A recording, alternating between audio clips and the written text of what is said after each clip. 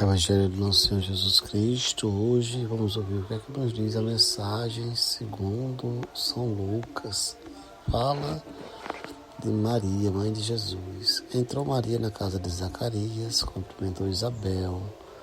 Quando essa ouviu a saudação, a criança de Isabel pulou em seu ventre, deixando Isabel cheia do Espírito Santo. Com grande grito exclamou: Bendita és tu entre as mulheres, e bendito é o fruto do teu filho, do teu ventre. Como posso merecer que a mãe do meu Senhor Salvador venha me visitar? Falou Isabel a Maria, que estava esperando também grávida de Jesus. Logo que sua saudação chegou aos meus ouvidos, a criança pulou de alegria no meu ventre. Bem-aventurado aquele que acreditou, porque será cumprido o que o Senhor lhes prometeu. Maria então disse: A minha alma engrandece ao Senhor, o meu espírito se alegra em Deus, meu Salvador.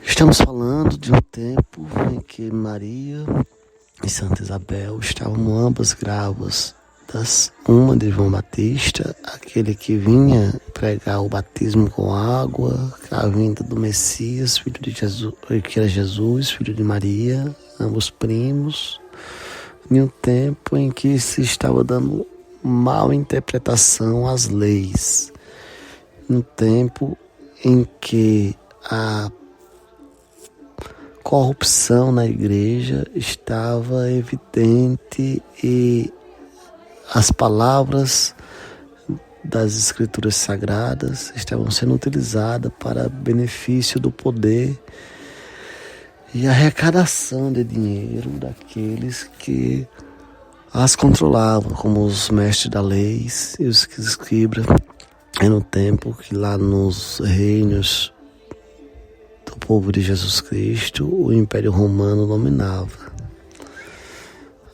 E assim como está caminhando nos dias de hoje, estavam fazendo com que o governo da terra e com a política e a espiritualidade com a religião se misturassem. Precisamos que isso não aconteça. Não tem necessidade da espiritualidade se misturar com a política diretamente. Não sem que tenhamos antes a consciência do que realmente seja a espiritualidade e da nossa missão, função aqui na Terra de aperfeiçoamento. Pois é muito perigoso utilizar o poder espiritual dentro da política, sendo que a maioria das pessoas são leigas em relação a essa questão. E ontem nós iniciamos conversando sobre um pouquinho de direito, justiça do mundo dos homens, nosso mundo, e em relação ao espiritual, onde devemos buscar essa integração.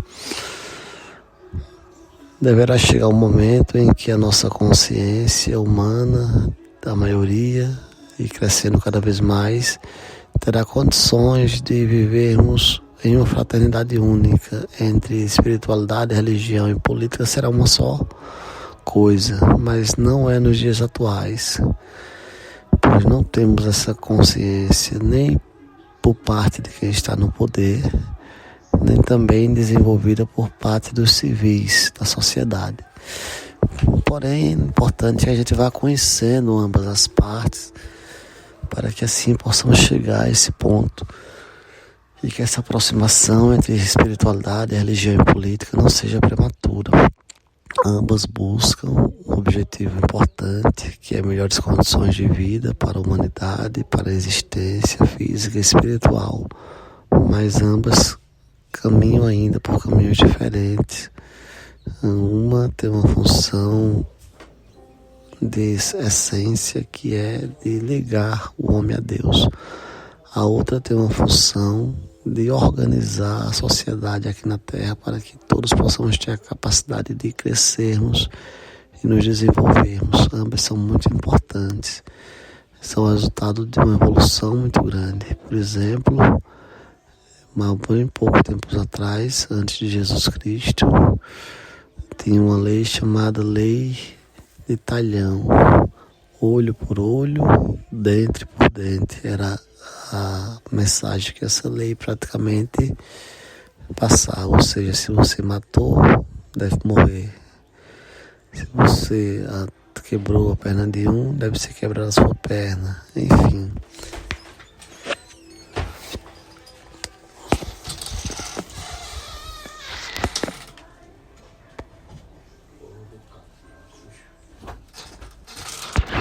Contudo, a gente vê que esse não é o caminho.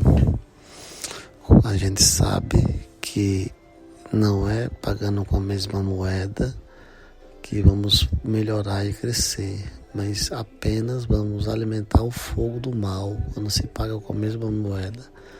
Isso quem nos ensinou foi Jesus Cristo, que deve ser o nosso marco para essa integração entre espiritual e política e terreno, para a instituição de uma só forma de governança.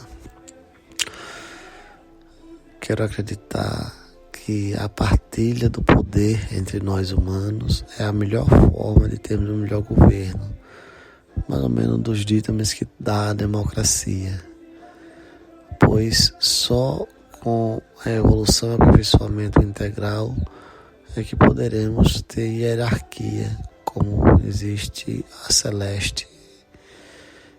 Mas para as nossas limitações humanas, a democracia é o melhor caminho nesse desenvolver, até que um dia possa termos a maturidade de termos hierarquia.